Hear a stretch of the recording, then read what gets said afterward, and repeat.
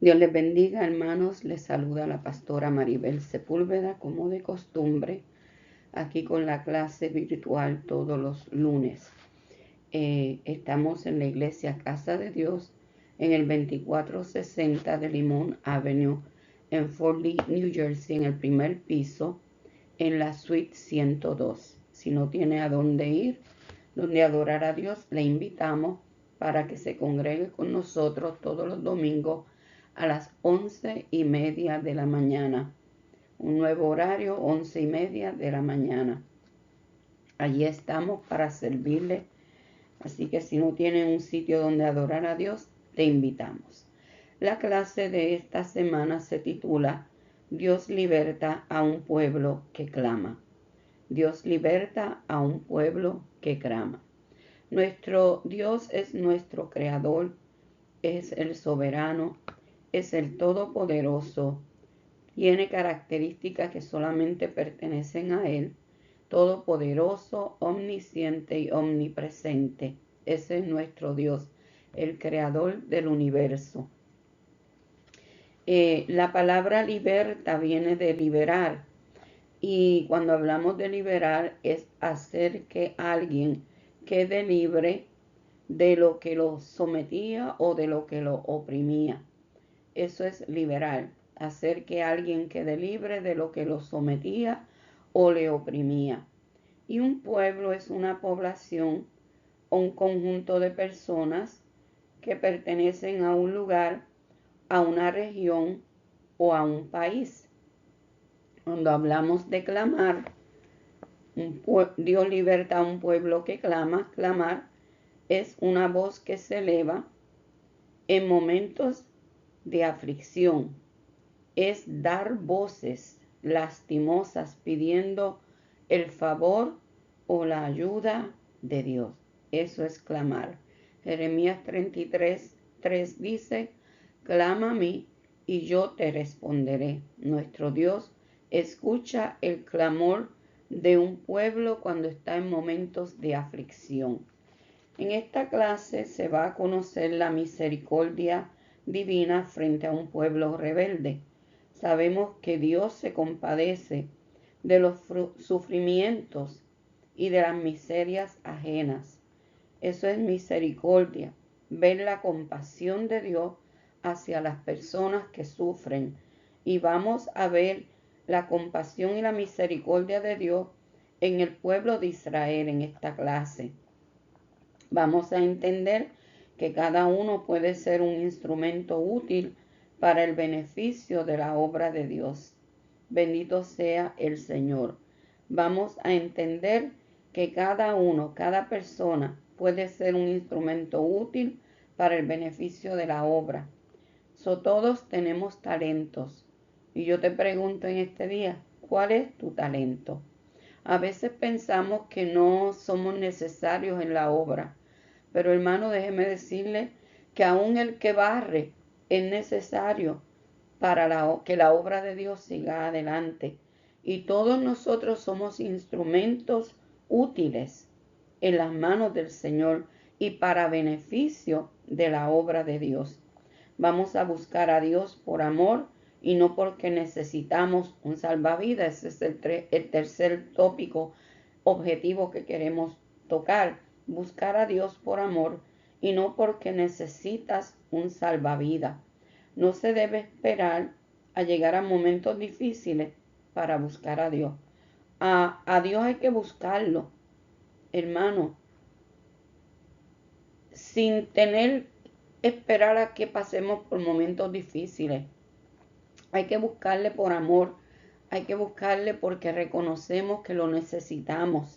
Bendito sea el Señor. Sabemos que Dios es un Dios misericordioso y cuando hablamos de esa misericordia de Dios es ese trato, como dije en el objetivo número 2, ese trato compasivo que se le da a una persona más allá de sus méritos. Dios conoce, hermano, los pecados del hombre y Él muestra, a pesar de que el hombre es un hombre pecador, Dios muestra su misericordia cuando Él está dispuesto a perdonar. Dice, clámame y yo te responderé. pero también dice que un corazón contrito y humillado, Dios no lo desprecia. El pensamiento central de esta clase dice que Dios libera a su pueblo como muestra de su gran misericordia. Dios te libera. Bendito sea el Señor. Muchas veces la gente le da la espalda a Dios. Y cuando se ve en momentos de opresión, en momentos difíciles, clama a Dios. Y Dios es tan bueno que Dios se compadece de esa persona y libera al pueblo, libera a la persona que clama. Bendito sea el Señor, porque es un Dios misericordioso, es un Dios de amor. El texto áureo se encuentra en la clase, lo vamos a leer, pero lo vamos a explicar más adelante. Y clamaron los hijos de Israel a Jehová, y Jehová les levantó un libertador. Estamos en esta clase en el libro de Jueces, capítulo 3, versos 7 al 30. Y el libro de Jueces es un libro histórico. El libro de los Jueces se divide en 3 secciones y te las voy a mencionar. Número 1 es la introducción, y la introducción del libro de Jueces comienza desde el capítulo 15 de Josué al capítulo 21, y porque allí habla de la partida de las tribus para dirigirse a ocupar los territorios que les habían sido asignados. Entonces allí encontramos en esos capítulos lista de las ciudades que los israelitas dejaron de arrebatar. En el capítulo, en Jueces capítulo 1 al capítulo 2, verso 5, ahí nos da esa lista de las ciudades que los israelitas dejaron de arrebatarle a los cananeos, que eran una gente idólatra. El segundo subdivisión de este libro habla de la historia de los jueces, los libertadores de Israel, después de la muerte de Josué hasta la de Sansón. Jueces capítulo 2, verso 6 al capítulo 16, verso 31. Y esta sección posee su propia introducción que, relacionando el libro de los jueces con el de Josué, reanuda el relato de los acontecimientos de este periodo y destaca la enseñanza religiosa que se encuentran en Jueces capítulo 2, verso 6 a Jueces capítulo 3, verso 6. También la tercera sección de este libro relata 2 episodios. Aparecen 2 episodios aquí. El primer episodio es la historia del culto idolátrico practicado por Micaía y su instauración entre los danitas que emigraron al norte. Eso lo vemos en Jueces capítulo 17 y capítulo 18. Y 2, el crimen de Gabaa y la guerra que siguió contra la tribu de Benjamín en Jueces capítulo 19 y capítulo 21. Este libro de los jueces nos deja ver o nos informa de que los diferentes pueblos que vivían en Canaán no fueron exterminados del todo, sino que siguieron ocupando el país a pesar de la presencia de los israelitas. Hubieron influencias paganas y esas influencias paganas amenazaban el culto del Señor, pero quedaron suficientes israelitas fieles a Dios para que la verdadera religión quedara salvaguardada. Y eso lo vemos en Jueces capítulo 10, verso 10 al 16. En cuanto a los pueblos vecinos del que nos habla Jueces, capítulo 1, verso 19 al 36, capítulo 3, verso 13, verso 31, capítulo 6, verso 3 al 33. Ahí nos habla de los pueblos vecinos. También vemos en este libro el cántico de Débora, el levantamiento del pueblo para castigar a los criminales de Gabaa y sus cómplices. Y todo esto revela que los elementos íntegros de la nación preservaban la conciencia de que debían defender la causa de Dios, una causa santa. En medio de un pueblo siempre hay un remanente fiel, un remanente que está dispuesto a defender la causa del Señor. Y vamos a hablar en este día de dos jueces que se levantaron para libertar al pueblo del yugo del enemigo. Y vamos a ir viendo qué fue lo que sucedió y por qué llegaron a este grado de, después de ser libre, volver a quedar prácticamente subyugado en manos del enemigo. La enseñanza bíblica de esta clase dice que a pesar de la desobediencia de Israel, Dios mostró su gran misericordia al levantar jueces para salvar al pueblo de sus opresores. Mire, hacer lo malo delante de Dios es sinónimo de desobediencia. Y este pueblo comenzó a hacer lo malo. Comenzaron a rebelarse contra Dios. Comenzaron a hacer todo lo que a Dios no le agradaba. Y vino, hermanos, por esta desobediencia, castigo. Bendito sea el nombre del Señor. Este pueblo fue sometido a sus enemigos. Número uno, no habían hecho lo que Dios les había dicho. Dios les había hablado claramente a este pueblo y les había dicho que eliminaran al enemigo por completo. Pero lamentablemente ellos comenzaron a fallarle a Dios y comenzaron a dejar vivos aparte de los enemigos. En Deuteronomio capítulo 7, verso 2, nosotros habíamos leído, vamos a empezar desde el verso 1, lo que Dios le había dicho a este pueblo. Cuando Jehová, tu Dios, te haya introducido en la tierra en la cual entrarás para tomarla, y haya echado de delante de ti a muchas naciones, al Eteo, al Gergeseo, al Amorreo, al Cananeo, al Fereceo, al Heveo y al Jebuseo, 7 naciones mayores y más poderosas que tú, y Jehová tu Dios las haya entregado delante de ti, y las hayas derrotado, las destruirás del todo. Ese era el mandato, destruirlas del todo. No harás con ellas alianza. Y vimos cómo Josué hizo alianza con los gabaonitas. Ya comenzó el pueblo a fallar. Ni tendrás de ella misericordia. No emparentarás con ella, no darás tu hija a su hijo, ni tomarás a su hija para tu hijo, porque desviará tu hijo de en pos de mí, y servirán a dioses ajenos, y el furor de Jehová se encenderá sobre vosotros, y te destruirá pronto. Vemos que este pueblo desobedeció al mandato de Dios. Mas en el verso 5 dice, mas así habéis de hacer con ellos. Sus altares destruiréis y quebraréis sus estatuas, destruiréis sus imágenes de acera y quemaréis sus esculturas en el fuego. Por eso era que ellos tenían que destruir este pueblo, porque ellos, si los dejaban vivos, este pueblo iba a seguir con sus altares, con sus creencias, con su idolatría, y el pueblo se iba a contaminar. Nosotros vemos que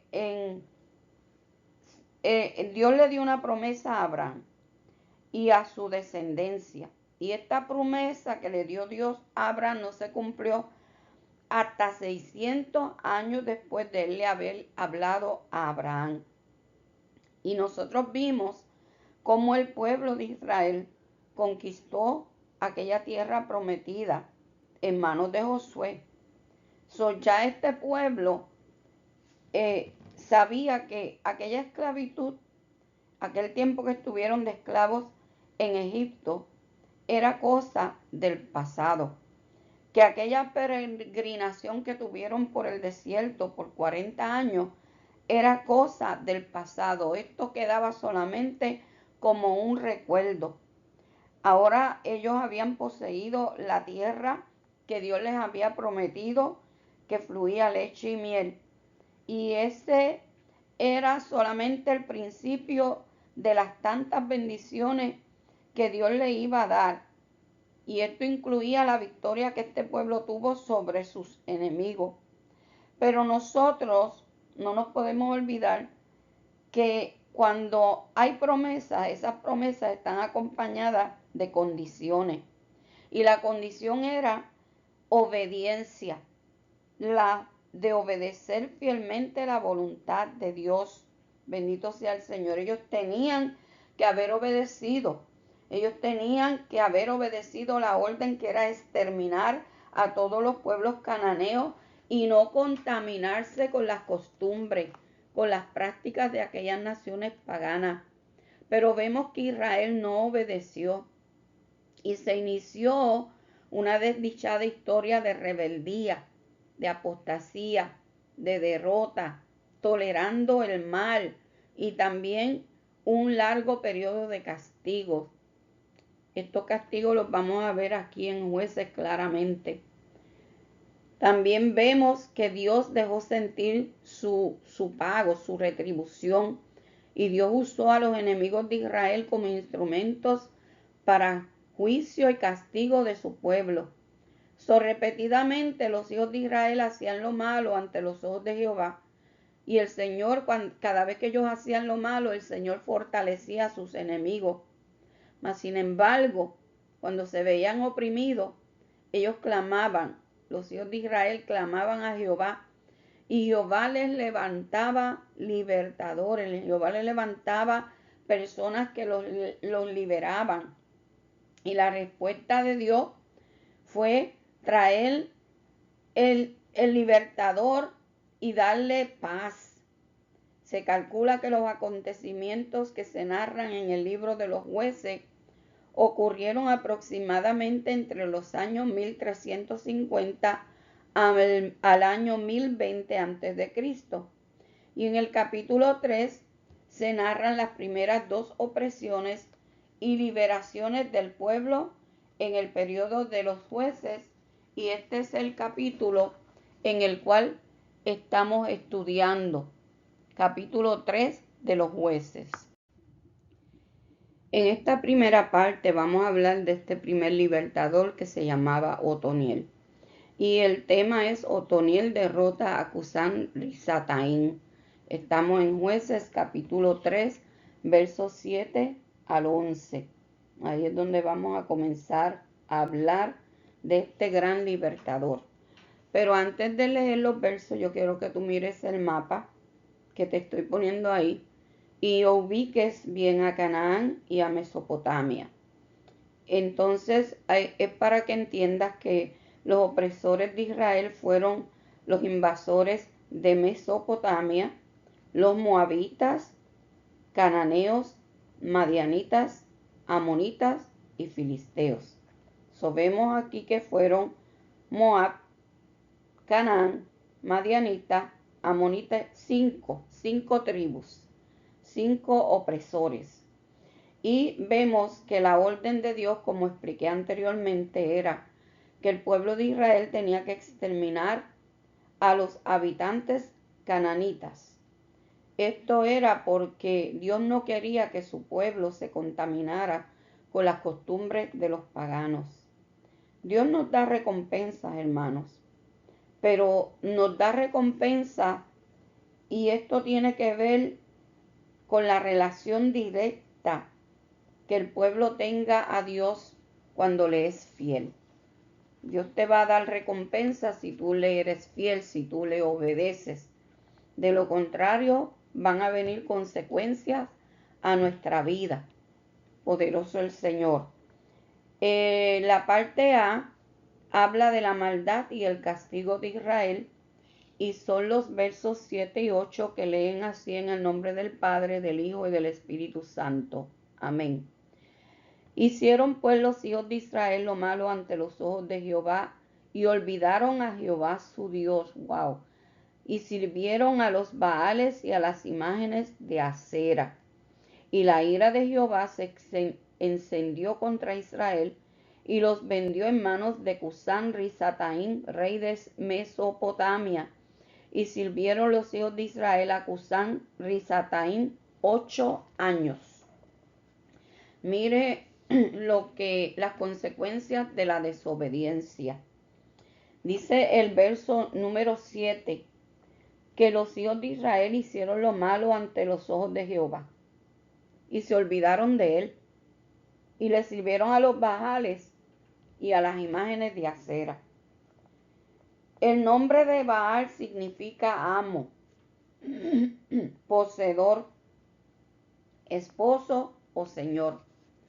Ya ellos tenían un dueño, su dueño era Jehová. Jehová les había dicho: ustedes serán mi pueblo y yo les seré su Dios. Y ellos rechazaron a Jehová, se olvidaron de Jehová, se olvidaron de todo lo que Dios había hecho con ellos en tan poco tiempo. Ya estaban cómodos en la tierra prometida. Y por no haber obedecido, por no haber exterminado a aquellas naciones, comenzaron a contaminarse. Los Baales, aquí se les menciona en algunos textos como una deidad de la naturaleza, y en algunos mitos se le considera el rey de los dioses. Cada pueblo tenía su propio Baal y se les adoraba por medio del sacrificio de niños, la prostitución sagrada y el besar a la imagen. Mire si esto no era abominación a Jehová. Por eso era que Dios quería que exterminaran a estas naciones paganas, para que el pueblo no se contaminara. Acera también se le conoce con el nombre de Astoret. Era una de las consortes de Baal, diosa cananea de la fertilidad y el amor. Entonces vemos aquí que lo que Dios les había predicho a ellos se estaba cumpliendo por desobedientes. Cuando ellos conquistaron a Canaán, las ciudades o aquellos estados cananeos eran monarquías. Eran monarquías. ¿Y qué es una monarquía? Donde el gobierno reside en una persona o en un rey. Entonces, estos habitantes pertenecían a distintos grupos étnicos. Ahora, los israelitas venían de peregrinar, venían del desierto, llevaban una vida seminómada, se movían de aquí para allá. Y por eso su contacto con esa cultura, para ellos, esto era nuevo. Estas sociedades eran sociedades bien organizadas, donde el rey tenía amplios poderes y las diferentes clases sociales. Ahí habían militares, sacerdotes, obreros que estaban claramente definidos. Pero eran naciones politeístas, paganas, tenían muchos dioses y eran inmorales. Las costumbres eran totalmente diferentes. Dios había separado este pueblo para que le sirviera, para que fuera santo. Los israelitas no cumplieron con la orden que Dios le dio de exterminarlo. Más bien lo que hicieron fue acomodarse y adoptaron las costumbres y los retos o los ritos de esta gente, de los heteos, de los cananeos, de los amorreos, de los fereceos, de los heveos y de los jebuseos. Ellos tenían que ser diferentes. Dios nos manda a nosotros a ser diferentes. Nosotros no somos iguales que el mundo. Dios nos manda a santificarnos, y santificarse es separarse, apartarse. Ellos se empezaron a mezclar con los paganos y dieron inicio también a matrimonios mixtos, cosa que a Dios no le agrada. Yugos desiguales, Dios no está de acuerdo con eso. Comenzaron a tolerar la maldad, y esto se convirtió en algo cotidiano para ellos. Se olvidaron de que tenían que serle fieles a Dios. Los hijos de Israel pecaron olvidándose de Jehová y comenzaron a servirle a los Baales y a las imágenes de acera. Nos lo dice claramente la palabra. Dice que la ira de Jehová se encendió contra Israel. Bendito sea el Señor. la ira de Jehová se encendió contra Israel, verso 8, y los vendió en manos de Cusán Risataín, que era el rey de Mesopotamia. Mesopotamia era la porción de tierra fértil entre la parte superior media del río Éufrates y las tierras que eran bañadas por los ríos Abur y Tigris. Actualmente a Mesopotamia, este territorio está localizado al este de Siria y al norte de Irak. Este Cusán Risataín, alguna gente opina que era un jefe poderoso, que la intención que tenía era aplastar a los cananeos, pero cuando se encontró con los israelitas, los sometió a servidumbre por 8 años. Usted se pone a pensar cómo Dios, después de haberlos dado autoridad y los había libertado de pueblos poderosos, porque Dios le dijo que aquellas naciones eran mucho más poderosas que ellos, y aún así Dios les dio la victoria. Ahora viene este rey de Mesopotamia, hermano, y los somete, pero no fue porque Dios los abandonara, era porque ellos le dieron la espalda a Jehová. Ellos estaban pagando por el pecado, le dieron la espalda a Jehová. La Biblia dice en Juan capítulo 15 que apartados de mí, dice Jesús, nada podéis hacer. Vemos, cualquiera piensa que la derrota de Israel se debió a que no esperaban un ataque enemigo, pero no fue eso, hermano. La derrota de Israel por medio del rey de Mesopotamia se debió al pecado que este pueblo estaba cometiendo, le habían dado la espalda a Dios y se habían vuelto a los ídolos. La parte B de esta porción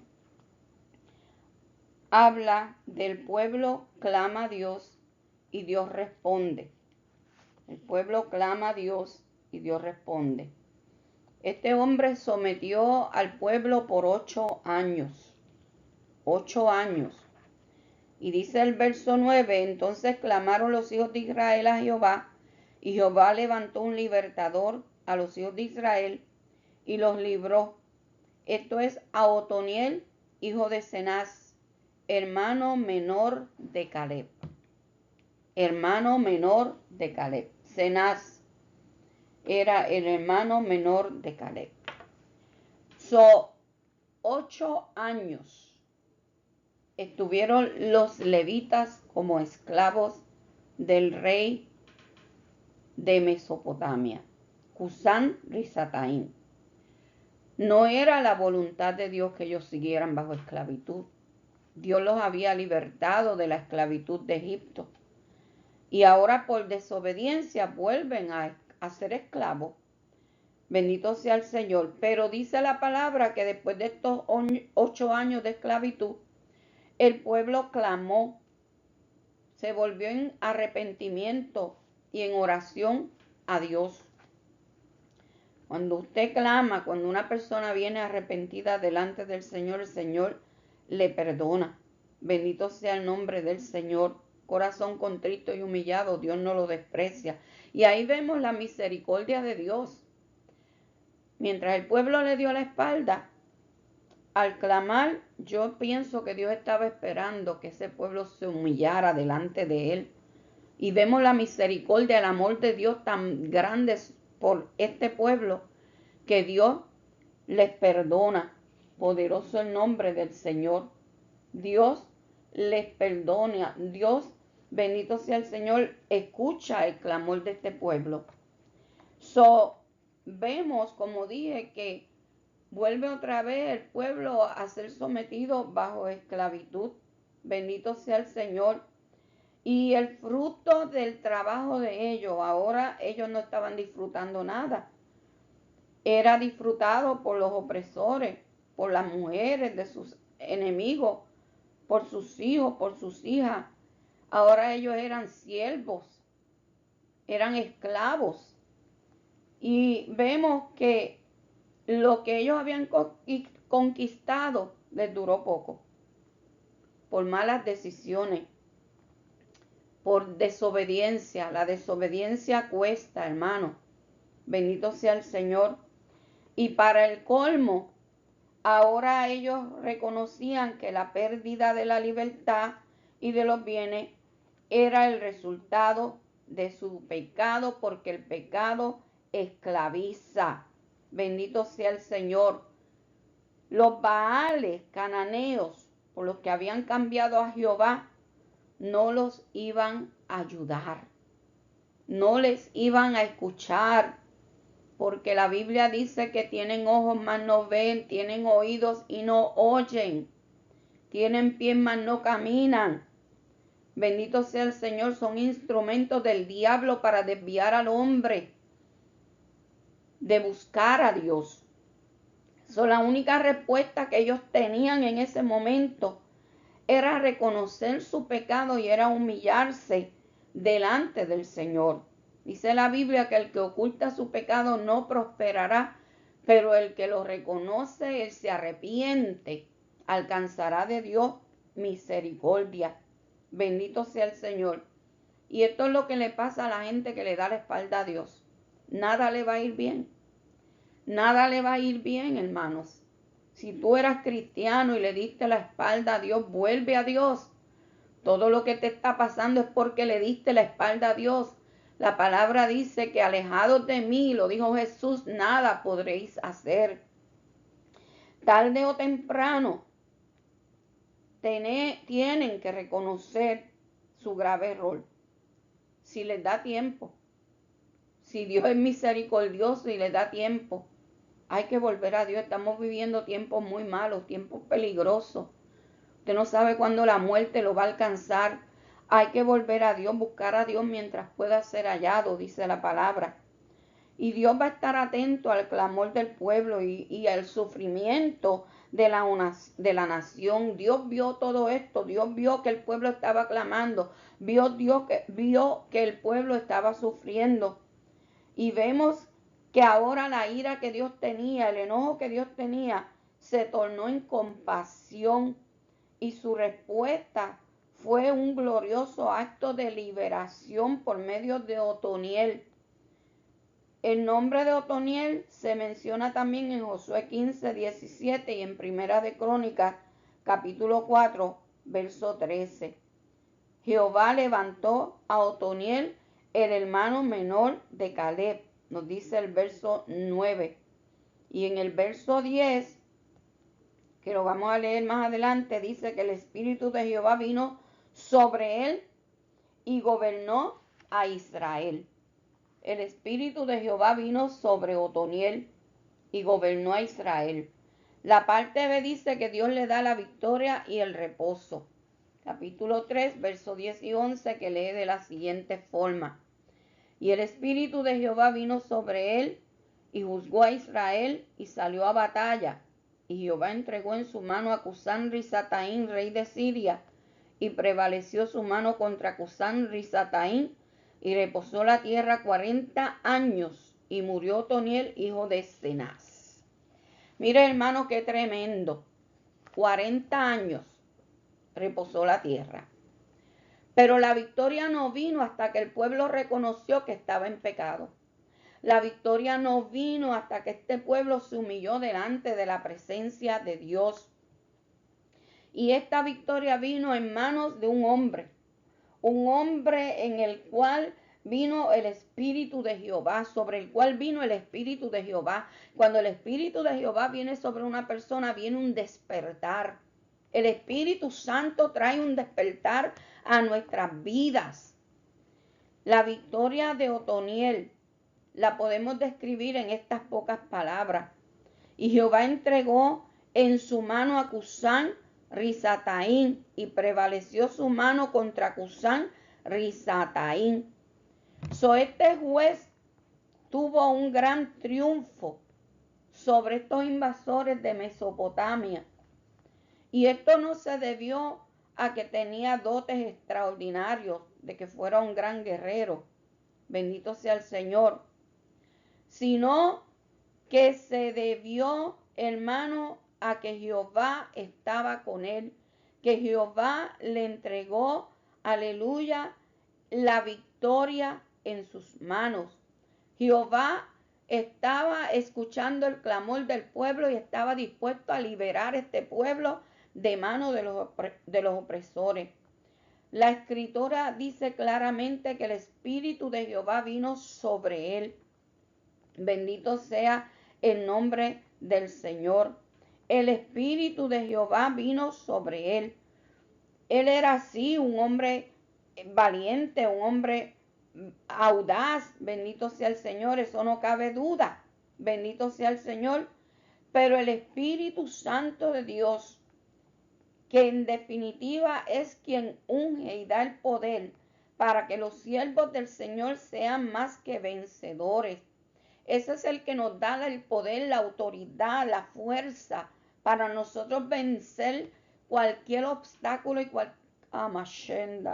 cualquier enemigo que se quiera presentar, que se quiera interponer, que no quiera hacer frente.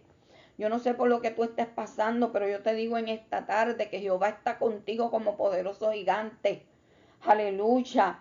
Bendito sea el Señor. No es que querramos hacer de menos las virtudes que Otoniel tenía. De hecho, tenía que tener valentía para poderse enfrentar a un enemigo. Pero como dice la palabra, el Espíritu de Jehová vino sobre de él y recibió esa autoridad y esa fuerza para hacer lo que tenía que hacer. Si alguna persona quiere que Dios le use poderosamente, tenemos que permitir que el Espíritu Santo obre en nuestra vida. Sin Espíritu Santo, hermano, no hay victoria. Bendito sea el nombre del Señor. Y el pueblo reconoció que Dios estaba con Otoniel y que Dios había escogido a Otoniel para liberarlos del poder opresor del enemigo. Entonces vemos al pueblo que también salió a la batalla y el pueblo derrotó al ejército invasor y murió este rey enemigo. ¿Qué siguió luego? Luego siguió un periodo de paz de 40 años. Bendito sea el nombre del Señor. Otoniel fue juez entre su pueblo durante esos 40 años, tiempo en el cual hubo reposo y hubo paz en el pueblo de Israel. Bendito sea el nombre del Señor, aleluya. Esto nos enseña, hermanos, alabanza, que no debemos de ser desobedientes a la voz de Dios ni a los mandatos de Dios. La parte 2, ahora vamos a hablar de otro juez. Dice Ahot y su táctica contra el opresor moabita. Y ahora nos vamos a ir a los versos 12 al 30 para poder entender qué fue lo que pasó. Después que Dios los libertó, que les dio 40 años de paz, ¿qué fue lo que pasó? Bendito sea el nombre del Señor. La parte A dice maldad y castigo de Israel. Maldad y castigo. Bendito sea el Señor. Vamos a leer el verso 12 al 14 para entender qué fue lo que sucedió. Hubo 40 años de paz, pero aquí nos dice la palabra. Volvieron los hijos de Israel a hacer lo malo ante los ojos de Jehová. Y Jehová fortaleció a Eglón, rey de Moab, contra Israel, por cuanto habían hecho lo malo ante los ojos de Jehová. Este juntó consigo a los hijos de Amón y de Amalec, y vino e hirió a Israel, y tomó la ciudad de las palmeras. Y sirvieron los hijos de Israel a Eglón, rey de los moabitas, 18 años. ¡Wow! Anteriormente tuvieron que servir 8 años por haberse rebelado contra Dios. Y ahora tienen que servir, bendito sea el Señor, 18 años, 10 años más. Bendito sea el nombre del Señor. Ahora se levantó Moab en contra del pueblo de Israel, porque ellos siguieron haciendo lo malo. Moab se juntó con los amonitas y con los amalecitas para venir contra el pueblo de Israel. 40 años en paz. Después de la victoria que Dios le dio a Otoniel sobre este rey de Mesopotamia. Y ahora vuelven una vez más a olvidarse de la fidelidad de Dios. Hermano, no podemos descuidar nuestra vida. Nuestra vida debe de ser espiritual, debe de ser cultivada todos los días. Avivar el fuego en nosotros, como le decía Pablo a Timoteo. La Biblia habla claro que nuevamente ellos hicieron lo malo ante los ojos de Jehová. Y como castigo, Dios fortaleció a Eglón, el rey de Moab, contra Israel. Lo fortaleció. Dios no podía dejar que este pueblo, su pueblo amado, siguiera haciendo lo malo. Y viene y fortalece al enemigo. Y aunque este pasaje no está claro y no nos dice qué cosas hicieron, en qué le fallaron a Dios, es muy probable que volvieran a incurrir en el mismo ciclo de pecado, el culto a Baal. Bendito sea el Señor. Sabemos que había servidumbre y juicio. Bendito sea el Señor. Ahora están sometidos otra vez bajo los opresores por 18 años. Y ellos sentían la servidumbre, sentían el juicio. Y ahora vuelven a clamarle a Jehová. Bendito sea el Señor. Volvieron a hacer lo malo delante de los ojos de Jehová.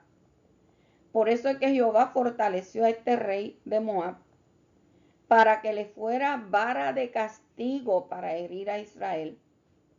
¿Quiénes eran los moabitas? Los moabitas eran los descendientes de Moab, que fue hijo de Lot, por su unión incestuosa con su hija, según lo cuenta Génesis capítulo 19, verso 37. Y estos moabitas no fueron amistosos con Israel. Bendito sea el Señor. En el tiempo anterior a la conquista, cuando el pueblo acampaba en los campos de Moab, Balac, rey de Moab, preocupado por los éxitos que tenía Israel, llamó al profeta Balaam para que los maldijera. No eran amistosos con el pueblo de Israel. Y vemos que este hombre, bendito sea el Señor, este profeta, en vez de maldecirlo, los bendijo. Números 22 al 25. El territorio de Moab estaba ubicado inmediatamente al otro lado del mar Muerto, por lo que no fue difícil para Eglón contar con la ayuda de aquellos amonitas y de aquellos amalecitas para que cruzaran con él y tomaran a Jericó. La ciudad de las palmeras no era otra que Jericó.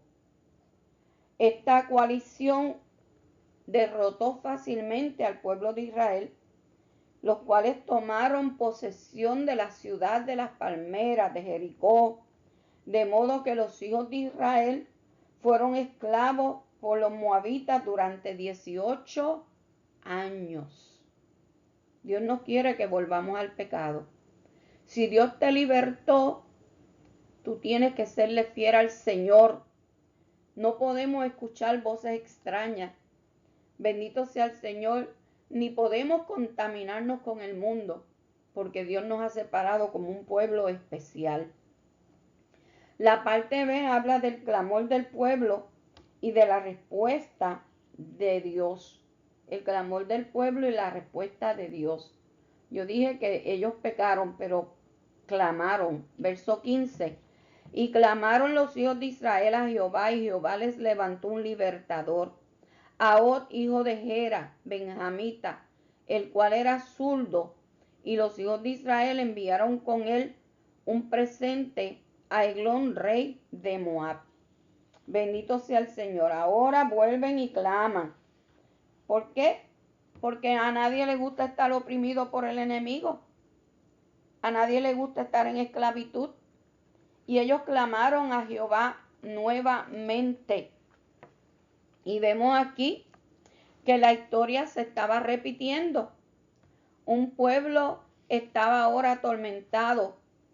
Bendito sea el Señor. Y decide que el único que los puede ayudar es Jehová. Deciden levantar la voz y arrepentidos claman por perdón y liberación. Solo Jehová podía libertarlos de aquella opresión, la opresión de los enemigos. Vemos aquí nuevamente la misericordia de Dios, favoreciendo a aquel pueblo que había sido infiel, pero ahora estaba arrepentido. No importa el pecado que el hombre cometa, si se arrepiente de corazón, el Señor está dispuesto a perdonarle. Bendito sea el Señor. Ahora Jehová viene y les liberta, les levanta un libertador llamado Ahod, hijo de Gera, benjamita. Y aquí hay un dato bien importante, y es que dice que este hombre era zurdo. Bendito sea el Señor. El libro de los Jueces menciona 700 hombres que fueron zurdos de la tribu de Benjamín. Estos hombres eran expertos en el manejo de la onda y se dice que ellos daban en el blanco sin fallar. Esto lo vemos en Jueces capítulo 20, verso 16. Este hombre Ahod encabezó la revuelta contra la población de los amonitas y la Biblia hace hincapié de que él era zurdo, y esto fue bien importante para que él obtuviera la victoria. En el próximo sección lo vamos a mirar. Eso también lo habla Primera de Crónicas capítulo 12, verso 2. Porque un detalle peculiar, como dije, era que entre los guerreros de la tribu de Benjamín muchos eran zurdos. Y esta condición de ser zurdo lo ayudó en el plan para asesinar al rey moabita. Y como dije, lo vamos a ver en la próxima parte. La parte C nos va a hablar de la táctica que usó Ahod. La táctica de un auténtico héroe. Jueces 3, del 16 al 26, que lee de la siguiente forma, esté bien atento. Y Ahod se había hecho un puñal de 2 filos, de 1 codo de largo, y se lo ciñó debajo de sus vestidos a su lado derecho. Él es zurdo, lo puso al lado derecho. Entregó el presente a Eglón, rey de Moab, y era Eglón hombre muy grueso. Y luego que hubo entregado el presente, despidió a la gente que lo había traído. Mas él se volvió desde los ídolos que están en Gilgal y dijo: Rey, una palabra secreta tengo que decirte. Él entonces dijo: Calla. Y salieron de delante de él todos los que con él estaban. Se le acercó a Ahod, estando él sentado solo en su sala de verano, y Ahod dijo: Tengo palabra de Dios para ti. Él entonces se levantó de la silla. Entonces alargó Ahod su mano izquierda, la izquierda, y tomó el puñal de su lado derecho y se lo metió por el vientre, de tal manera que la empuñadura entró también tras la hoja y la gordura cubrió la hoja, porque no sacó el puñal de su vientre y salió el estiércol. Wow. Y salió Ahod al corredor y cerró tras sí las puertas de la sala y las aseguró con el cerrojo. Cuando él hubo salido, vinieron los siervos del rey, los cuales, viendo las puertas de la sala cerradas, dijeron: sin duda él cubre sus pies en la sala de verano. Y habiendo esperado hasta estar confusos porque él no abría las puertas de la sala, tomaron la llave y abrieron, y aquí su señor caído en tierra, muerto. Mas entre tanto que ellos se detuvieron, Ahod escapó y pasando los ídolos se puso a salvo en Seirat. ¿Vio por qué esta cualidad que tenía de ser zurdo le benefició. Vemos que para liberar al pueblo de Israel de la opresión de los moabitas, Dios se valió en este caso de la astucia y la osadía de Ahot para matar a este rey. Se ve que él era astuto y tenía osadía. Según el narrador sagrado, este rey era un hombre muy gordo, que eran características de muchos soberanos por la vida que llevaban, una vida de glotonería, de fiesta. Este hombre estaba grueso. Y toda la estrategia para eliminar al soberano fue bien planificada por Ahot. Hasta el último detalle, él lo tomó en cuenta. Ahot había hecho un puñal de doble filo y de medio metro de largo. Calculó que atravesaría el cuerpo del monarca sin dificultad.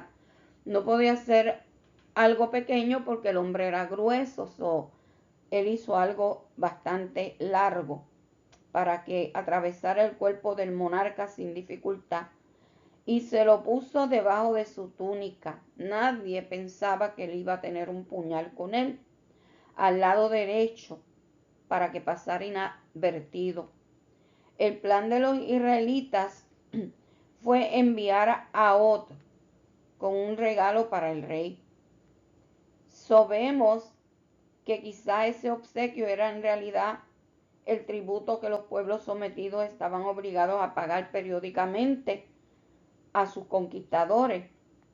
Estamos especulando que Ahot era el encargado permanente de hacer esto, porque su presencia no despertó sospecha de parte del monarca ni de la guardia que tenía el monarca. Después de entregar el presente, Ahot se despide de la gente que había traído el tributo, despide a la gente que había llevado ese tributo y él también se fue. Pero cuando él iba por los ídolos que estaban cerca de Gilgal, que quizás eran estatuas que pertenecían al mismo rey Eglón, que estaban marcando el territorio que él reclamaba como suyo. Desde ahí Ahot se volvió y entró de nuevo al aposento del rey. Nadie desconfió de su presencia cuando anunció a Eglón que tenía un mensaje secreto de parte de Dios. Ahot sabía que estaba cumpliendo con una misión divina y además fue parte de su estrategia para atraer la atención del rey. El decirle que le llevaba un mensaje iba a ganar la atención del rey. Aquí vemos, trabajando en perfecta armonía, la soberanía o la soberana voluntad de Dios y la libre voluntad del hombre. Aquí están trabajando las dos cosas. El hombre tiene voluntad. Él fue porque él sintió el llamado de Dios a hacer el trabajo. Bendito sea el Señor. Dios iba a libertar a los israelitas de esa opresión. Y para Ahot y el pueblo, ellos fueron los autores intelectuales del plan que terminaría con la vida de este rey. Pero para un rey pagano era común recibir mensajes de parte de sus dioses.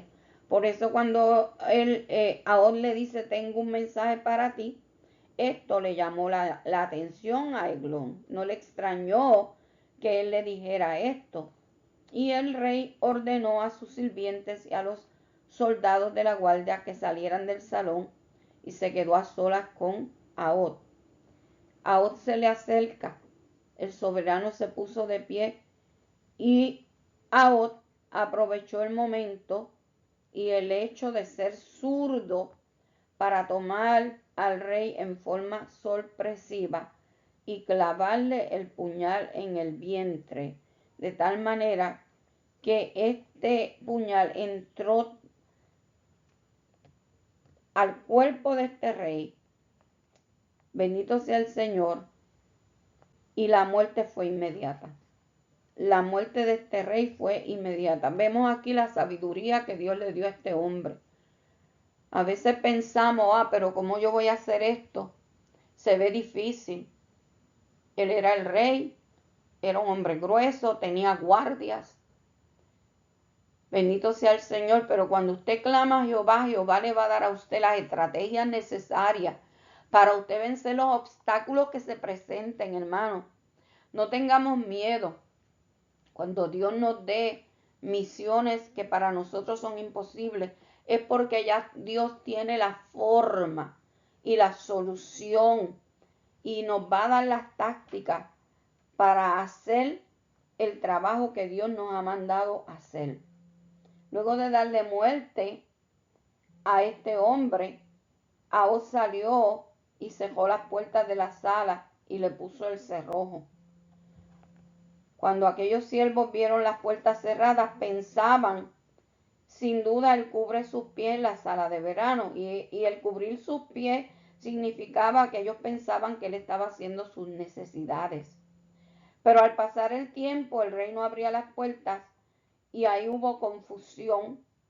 Cuando por fin abrieron las puertas, vieron que el hombre estaba en tierra muerto. Pero ya era tarde, Ahab había huido y se puso a salvo en Seirat. Vemos como una buena planificación, seguir las instrucciones de Dios, porque Dios es el que nos da a nosotros la forma, la sabiduría, el entendimiento para hacer las cosas, pueden llevarnos a la victoria. La parte D nos habla de que Dios le dio la victoria al pueblo de Israel por medio de Ahab y reposó. Estamos en Jueces, capítulo 3, verso 27 al 30, que lee de la siguiente forma. Cuando había entrado, tocó el cuerno en el monte de Efraín, y los hijos de Israel descendieron con él del monte, y él iba delante de ellos. Entonces él les dijo, seguidme, porque Jehová ha entregado a vuestros enemigos, los moabitas, en vuestras manos. Y descendieron en pos de él y tomaron los vados del Jordán a Moab, y no dejaron pasar a ninguno. En aquel tiempo mataron de los moabitas como 10,000 hombres, todos valientes y todos hombres de guerra, no escapó ninguno. Así fue subyugado Moab aquel día bajo la mano de Israel, y reposó la tierra 80 años. Reposó la tierra 80 años. La muerte del rey de Moab, de Eglón, y la escapada que tuvo Ahab a Seirat fue lo que marcó el principio del fin de la monarquía moabita en el este de Benjamín.